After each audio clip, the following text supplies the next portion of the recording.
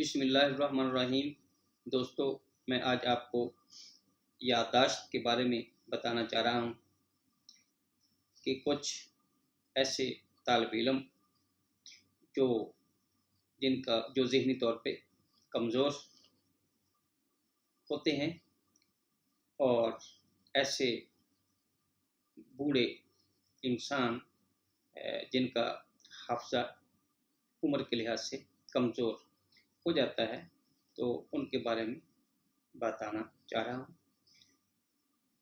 इससे पहले कि मैं आपको उन मेडिसिन के बारे में बताऊं, आप मेरे इस चैनल को सब्सक्राइब कर लीजिएगा और अगर पहले किया हुआ है तो आपकी बहुत बहुत मेहरबानी।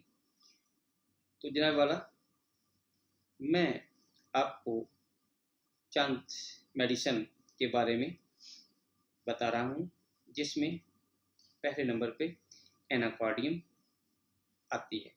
एनाकार्डियम में आदमी का कुव्वत फैसला बहुत कमज़ोर होता है।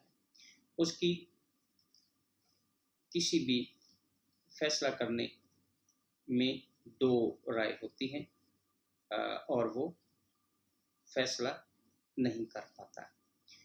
उसका हाफ़्ज़ा कमज़ोर होता है, दिमाग उसका थका हुआ होता है, बुलक्खट यानी भूल जाने की आदत होती है, काम में उसको दिलचस्पी नहीं होती, उसकी कुव्वत शामे कमज़ोर होती है और कुव्वत बासरा भी कमज़ोर होती है, यानी देखने की कुव्वत और सुनने की कुव्वत दोनों कमज़ोर होती हैं। तो ऐसे मरीज़ के लिए एनाकार्डियम बहुत अहमियत की हामिल होती है। इसके बाद एक और दवाई अर्जेंटम नाइट्रिकम, जिसमें भी याददाश्त बहुत कमज़ोर होती है, मरीज़ बहुत ज़्यादा खून सहन होता है, दिमागी काम करने से उसको थकावट बहुत ज़्यादा होती है। नेक्स्ट मेडिसिन पेरेटाकार और लाइकोपोडियम। बुढ़ापे में याददाश्त जिनको कमज़ोर होती है, उनके लिए बेटाकार 200 रोज़ाना एक खुराक कुछ देर इस्तेमाल करने से इंशाअल्लाह कुव्वत हाफ़्ज़ा में बेहतरी आ जाती है। एक और दवाई इसिडफास। इसिडफास बहुत ही हाफ़्ज़े के लिए अच्छी दवाई होती है। तो नौजवान लोगों में अगर हाफ़्ज़ा कमज़ोर,